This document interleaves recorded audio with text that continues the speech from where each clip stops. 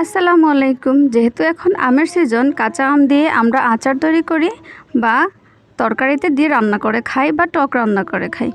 But কাঁচা আম দিয়ে যে ইনস্ট্যান্ট একটি ভর্তা তৈরি করা যায় তার প্রসেসিংটা আমরা অনেকেই জানি না। তাই আজকে আমি এই রেসিপিটা নিয়ে আসলাম। Welcome to Fayaz mom's kitchen. এখানে আমি একটি বড় সাইজের কাঁচা আম নিয়েছি। আপনাদের বাসার ফ্যামিলি মেম্বার অনুযায়ী বা কতজন ভর্তাটা খাবেন সে অনুযায়ী কাঁচা আম আপনারা কম বেশি করে নিতে পারেন। যদি মানুষ বেশি থাকে 2-3টা কাঁচা আম নিয়ে ভর্তা তৈরি করতে পারেন। এখানে আমি একটি বড় সাইজের একটি কাঁচা আম নিয়েছি। এবার এই কাঁচা আমটাকে খুব ভালোভাবে ছিলে নিব। এবার ধুয়ে এই ধরনের একটি গ্রেটার নিয়েছি, একটি বড় সাইজের একটি ছোট সাইজের। যেহেতু আমের ভর্তাটা বানাবো তাই বড় সাইজের অংশটা দিয়েই আমটাকে খুব ভালোভাবে গ্রেট করে নিব। যদি ছোট সাইজের অংশটা দিয়ে আমরা গ্রেট করি তাহলে কিন্তু এটি খুব বেশি ম্যাশ হয়ে যাবে। আর একটু বড় সাইজের দিলেই দেখুন একটু আমটা কিন্তু খুব বেশি কুচি হয় নাই। এইটা দিয়ে কিন্তু ভর্তাটা তৈরি করলে অনেক বেশি ভালো লাগবে। বেশি কুচি কুচি করলে কিন্তু খেতে খুব বেশি ভালো লাগে না। ভালো ফ্লেভারের জন্য দিয়ে দিলাম ধনিয়ার গুঁড়া, দিয়ে দিব একটি কাঁচামরিচ কুচি, সামান্য পরিমাণ বিট লবণ, সামান্য পরিমাণ লবণ, আর দিয়ে দিব শুকনো মরিচের গুঁড়াটা। এবার দিব ধনিয়া পাতা কুচিটা।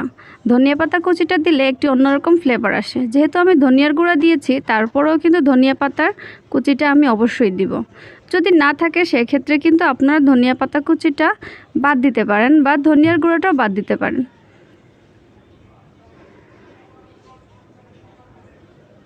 কিন্তু ধনিয়ার গুঁড়া বা ধনিয়ার পাতা অবশ্যই দিবেন।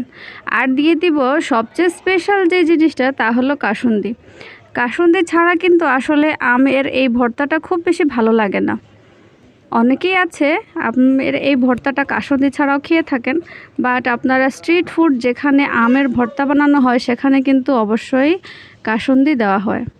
তাই একটু হাত দিয়ে ভালোভাবে মেখে নিব।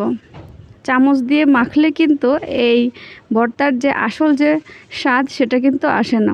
আপনারা অবশ্যই হাত দিয়ে খুব ভালোভাবে মেখে নেবেন। আশা করি আমার এই রেসিপিটা আপনাদের অনেক বেশি ভালো লেগেছে। আপনারা অবশ্যই এটা বাসায় তৈরি করে খাবেন এবং দেখবেন কাঁচা আমের এই ভর্তাটা কিন্তু খেতে অত্যন্ত ভালো লাগে। আর যদি আমটা খুব বেশি টক হয় সেক্ষেত্রে কিন্তু আপনারা এখানে 1 চামচ চিনি অ্যাড করতে পারেন। যারা খুব বেশি টক খেতে পছন্দ করেন না তারা কিন্তু 1 চামচ 1.5 চামচ চিনি অ্যাড করে নিলেই হবে। আর যেহেতু আমরা মোটামুটি এই আমটি খুব বেশি টক ছিল না তাই আমরা এখানে চিনিটা অ্যাড করিনি। আশা করি সবাই আমার রেসিপিটা ফলো করবেন। সবাই ভালো থাকবেন। আসসালামু আলাইকুম। অবশ্যই আমার চ্যানেলটাকে সাবস্ক্রাইব করবেন।